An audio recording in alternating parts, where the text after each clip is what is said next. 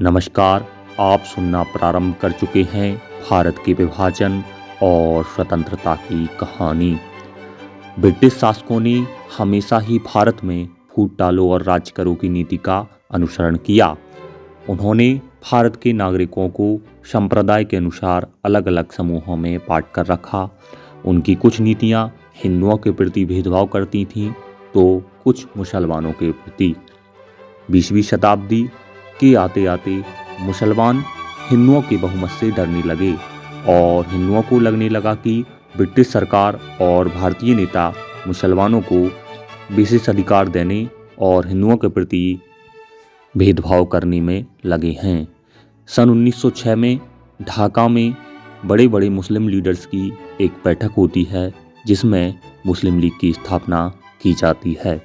इस सांप्रदायिकता को और अधिक बल तब मिलता है जब राजनीति में मॉर्ले मिंटो रिफॉर्म्स का प्रवेश होता है और अंग्रेजों द्वारा इंडियन काउंसिल एक्ट 1909 के माध्यम से मुसलमानों को सेपरेट इलेक्टोरेट अर्थात अलग चुनाव क्षेत्र का प्रावधान किया जाता है और साथ ही इसका विस्तार किया जाता है मॉन्टेग्यू चेम्सफोर्ड एक्ट अर्थात गवर्नमेंट ऑफ इंडिया एक्ट 1919 के माध्यम से, जिसका सांप्रदायिक राजनीति पर गहरा प्रभाव पड़ता है। पृथक चुनाव क्षेत्रों की वजह से मुसलमान विशेष चुनाव क्षेत्रों में अपने प्रतिनिधि चुन सकते थे। इस व्यवस्था में राजनयिकों को लालच रहता था कि वह सामुदायिक नारों का इस्तेमाल करें और अपने धार्मिक समुदाय के व्यक्तियों को नाजायज फायदा पहुंचाएं। इस तरह से उभरती हुई आधुनिक राजनीतिक व्यवस्था में धार्मिक असीमितताओं का क्रियाशील प्रयोग होने लगा। चुनावी राजनीति इन असीमितताओं को ज़्यादा गहरा और पक्का बनाने लगी। 20वीं शताब्दी के प्रथम और द्वितीय दशक में जो घटनाएं हुई उनका परिणाम तीसरे दशक में देखने को मिला। 1930 में मुस्लिम लीग के सम्मेलन में प्रसिद्ध उर्दू कवि मोहम्मद इकबाल ने एक भाषण में पहली बार मुसलमानों के लिए भारत के अंदर एक अलग स्वायत्त राज्य की मांग की। 1940 के दशक में मुस्लिम लीग और भारतीय राष्ट्रीय कांग्रेस ने अलग अलग लक्ष्य हासिल करना आरंभ कर दिया। जहां एक तरफ कांग्रेस ब्रिटिश शासन से पूर्ण मुक्ति चाहती थी, वहीं दूसरी तरफ मुस्लिम लीग स्थानीय सरकार में उनकी संख्या की वजह अधिक अनुपात में मुस्लिम प्रतिनिधित्व चाहती थी। 1936 और 37 के स्थानीय चुनावों में लीग का प्रदर्शन बेहद खराब रहा। लीग ने मुस्लिम सदस्यता बढ़ाने और खुद को भारतीय मुसलमानों का प्रतिनिधित्व करने वाले एकमात्र राजनीतिक दल के रूप में स्थापित करने का प्रयास आरंभ कर दिया। चौथे दशक का समय हिंदू और मुसलमानों के लिए बेहद तनावपूर्ण समय रहा। दोनों के बीच तनाव को कम करने का प्रयास भी किया गया, लेकिन तमाम प्रयास नाकाम रहे और 23 मार्च 1940 को मुस्लिम लीग ने एक अलग देश बनाने के लिए प्रस्ताव रखा। इस प्रस्ताव को बाद में पाकिस्तान प्रस्ताव के नाम से जाना गया। इस प्रस्ताव ने जो एकता की थोड़ी बहुत गुंजाइश थी उसे धूमिल करके रख दिया। दोनों पक्षों हिंदू और मुसलमानों ने एक दूसरे पर हमला करना आरंभ कर दिया और फिर जब 1942 में जापानियों ने सिंगापुर और रंगून पर कब्जा कर लिया और बर्मा के माध्यम से भारत की ओर तेजी से अग्रसर हुए, तब इस समय कांग्रेस पार्टी ने सविनय अवज्ञा और भारत छोड़ो आंदोलन का अभियान शुरू किया और गांधी और नेहरू सहित तमाम नेताओं को गिरफ्तार कर लिया गया।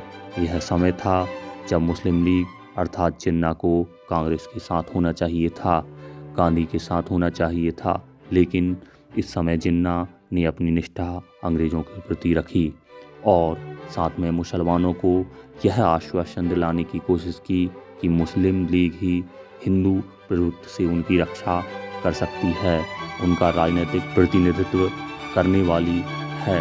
भारत की आज़ादी का समर्थन करने की वजह इस प्रकार के कार्य करने की वजह से नेहरू ने जिन्ना को सभ्य दिमाग की पूर्ण कमी का एक स्पष्ट उदाहरण का प्रतिनिधित्व करने वाला बताया और गांधी ने उन्हें पागल और एक दुष्ट प्रतिभा कहा।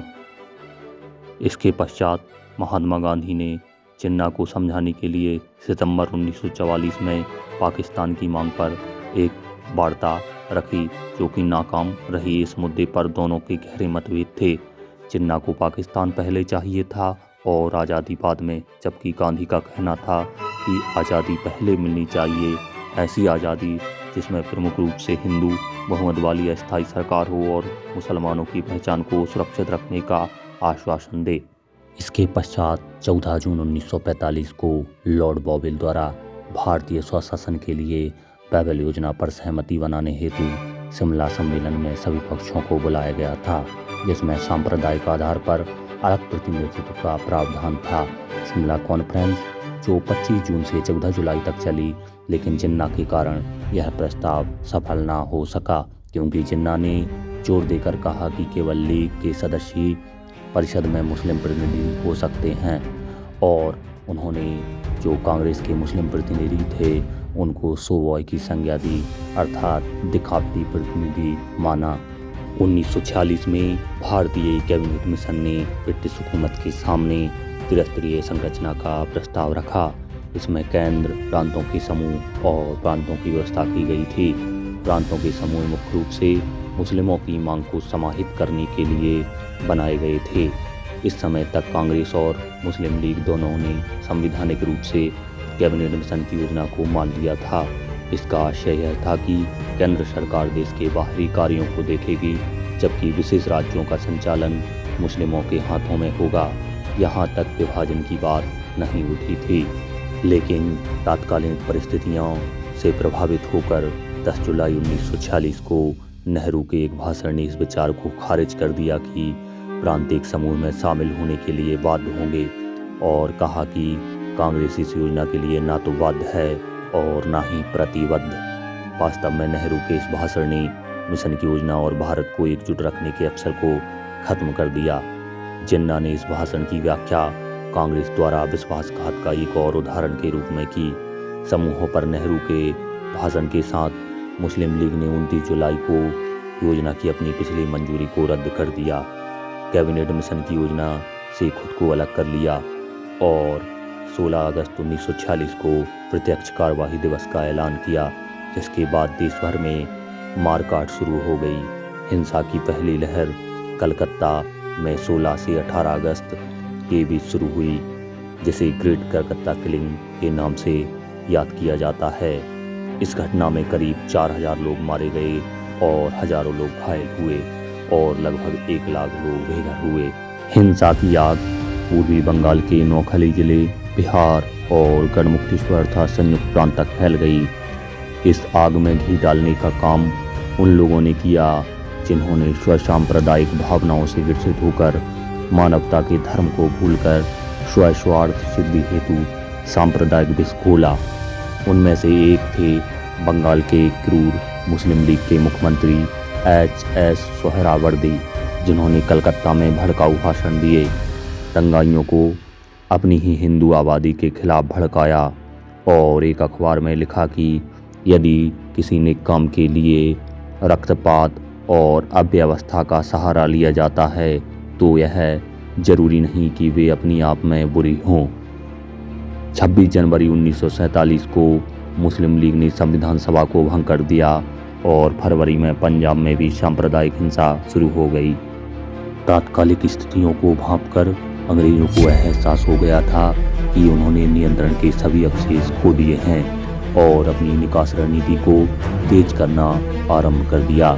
20 फरवरी 1947 को दोपहर को ब्रिटिश प्रधानमंत्री क्लेमेंट एटली ने संसद के सामने घोषणा की कि ब्रिटिश शासन जून 1948 से पहले की तारीख पर समाप्त हो जाएगा।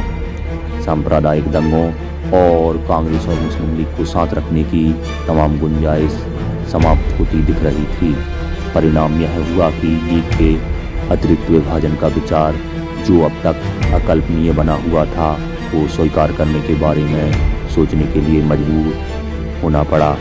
सबसे प्रबल मांग अब बंगाल और पंजाब के हिंदू और सिख सामुदायिक समूह से आई थी, जो अनिवार्य समूहीकरण की भावना से चिंतित थे, जो उन्हें पाकिस्तान में मिला सकता था।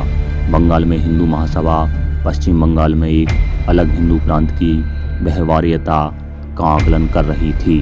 सामुदायिक महाध्वंस और द्वंद्व के बीच 10 मार्च 1947 को नेहरू ने कहा कि यदि कार्यान्वित किया जाए तो कैबिनेट मिशन ही सबसे अच्छा समाधान है, अर्थात एकमात्र वास्तविक विकल्प पंजाब और बंगाल का विभाजन था। अप्रैल 1947 में कांग्रेस अध्यक्ष कृपलानी ने वायसराय को पत्र लिखा। उन्होंने लिखा, लड़ाई करने के बजाय हम उन्हें उनका पाकिस्तान लेने देंगे, बशर्ते आप निष्पक्ष तरीके से बंगाल और पंजाब का विभाजन होने दें।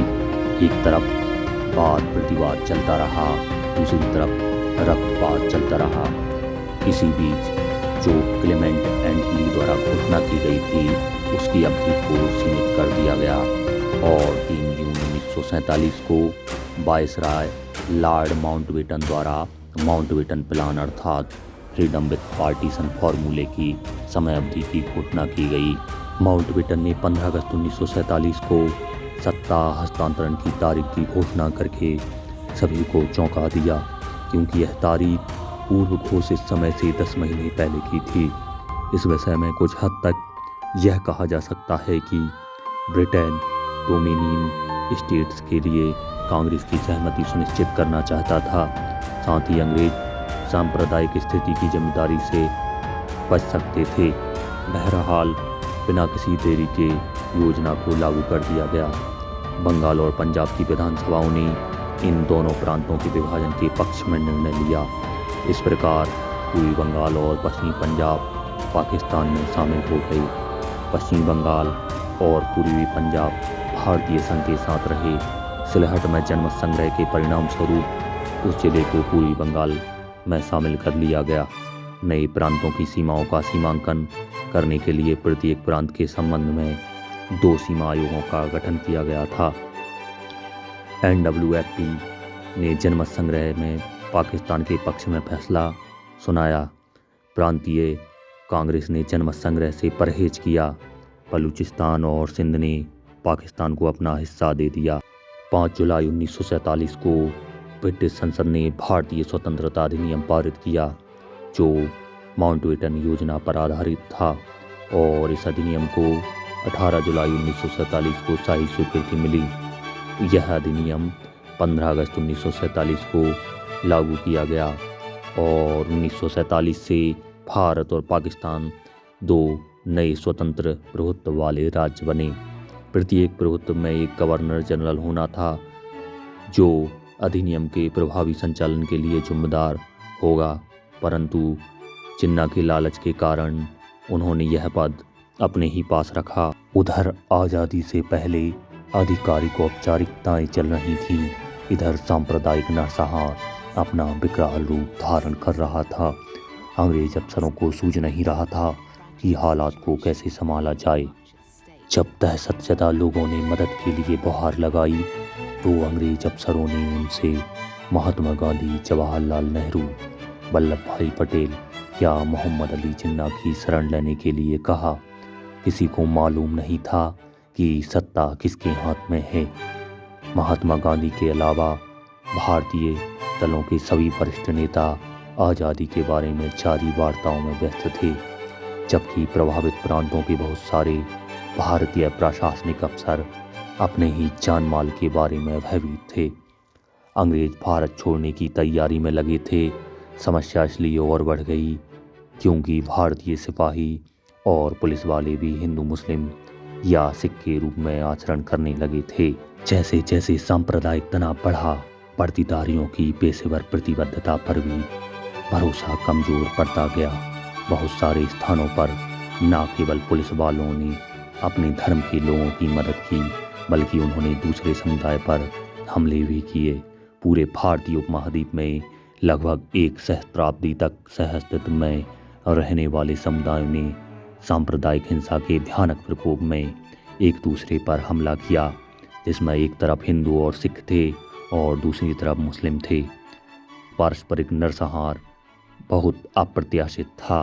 पंजाब और बंगाल में क्रमशः पश्चिम और पूर्वी पाकिस्तान के भारत की सीमाओं से सटे प्रांतों में नरसंहार, आगजनी, जबरन धर्मांतरण, सामूहिक अपहरण और क्रूर यौन हिंसा के साथ नरसंहार विशेष रूप से तीव्र था। लगभग 75,000 महिलाओं के साथ बलात्कार किया गया और इनमें से कुछ को विकृत या खंडित कर दिया गया। इस घटना का वर्णन करते हुए निशीथ हजारी अपनी बुक मिडनाइट फ्यूरीज में लिखते हैं कि हत्यारों के गिरोह ने पूरे गांव को आग लगा दी। पुरुषों और बच्चों और वृद्धों को काट काट कर मार डाला गया। युवतियों का बलात्कार किया गया। कुछ ब्रिटिश सैनिकों और पत्रकारों जिन्होंने इन शिविरों को देखा ने दावा किया कि विभाजन की क्रूरताएं इतनी बदतर थीं कि गर्भवती महिलाओं के स्तन काट दिए गए और उनके पेट से बच्चे निकाल निकाल कर काट दिए गए। शिशुओं को वस्तुतः इस तरह पाया गया जैसे कि चारों तरफ मांस के लोथड़े दिख रहे हों। समय बीतता गया लेकिन हिंसा कम नहीं हुई। लोग मिश्रित इलाकों से दूर चले गए या उन्हें जबरन बाहर निकाला गया और तेजी से ध्रुवीकृत यहूदी बस्तियों में लोगों ने शरण ली। स्थानीय और क्षेत्रीय राजनीतिक नेताओं द्वारा अक्सर तनाव को बढ़ा दिया जाता था। विभाजन के करीब आते ही सीमा के दोनों ओर के समूहों के बीच में तनाव बढ़ गया और पूर्व में कलकत्ता से लेकर पश्चिम में रावलपिंडी तक पूरे भारत देश में हिंसा भड़क उठी। हालांकि जब सत्ता भारतीय हाथों में स्थानांतरित हुई तो अंतिम सीमा की घोषणा नहीं की गई थी। सीमा पर अनिश्चितता ने पंजाब में अस्थिर स्थिति में योगदान दिया। हिंसा अराजक और अप्रत्याशित हो गई और विभिन्न समूह श्रेष्ठता के लिए संघर्ष करने लगे। जैसे ही 15 अगस्त नज़दीक आया, ब्रिटिश सरकार ने सिरिल रैडक्लिफ, एक ब्रिटिश बैरिस्टर जिसे 2 नए राज्यों की सीमा खींचने का काम सौंपा। रैडक्लिफ को दक्षिण एशिया के मानचित्र का रीमेक बनाने के लिए बमुश्किल 40 दिन का समय दिया गया था। सिरिल रैडक्लिफ को बुनियादी ढांचे और जनसंख्या विवरण के सर्वेक्षण के आधार पर अंतिम सीमा तय करना था। भारत की आज़ादी के 2 दिन बाद आखिरकार सीमाओं की घोषणा कर दी गई। 1948 तक जैसे ही महान प्रवासन समाप्त हुआ, लगभग 15 मिलियन अर्थात 1.5 करोड़ लोगों का प्रवासन हुआ, अर्थात उनका घर उजड़ गया और 1 से 2 मिलियन के बीच की मृत्यु हो गई। भारत में ब्रिटिश शासन लंबे समय से हिंसक विद्रोहों और क्रूर दमन से चिन्हित रहा था। वह मात्र एक गोली चलने और 7 हताहत होने के साथ देश से बाहर निकलने में सफल रहा। इसके बाद हुए नरसंहार की भयावहता भी उतनी ही अप्रत्याशित थी। गांधी जी ने अपनी अंतिम श्वास तक इस नरसंहार को रोकने का प्रयास किया। उन्होंने हिंदू बहुल इलाकों में मुसलमानों और मुस्लिम बहुल इलाकों में हिंदुओं को संरक्षण देने के प्रयास से दोनों समुदायों में परस्पर भरोसा और विश्वास बनाने की कोशिश की। इतिहास गवाह है कि भारत के सच्चे राजदूतों ने कभी पक्षपात नहीं किया। आप इस पर स्वयं विचार कीजिए। जब महात्मा गांधी ने मुसलमानों को दिल्ली से बाहर खदेड़ने की सोच से तंग आकर अनशन शुरू कर दिया था, तब पाकिस्तान से आए हिंदू और सिख शरणार्थी भी अनशन में उनके साथ बैठते थे। मैं सोम राजपूत इस कहानी को सुनने के लिए आपका आभार व्यक्त करता हूँ और यदि आप इसी प्रकार की कहानी जो भारत से संबंधित हैं सुनना चाहते हैं तो हमारे चैनल को लाइक, शेयर और सब्सक्राइब करें। धन्यवाद।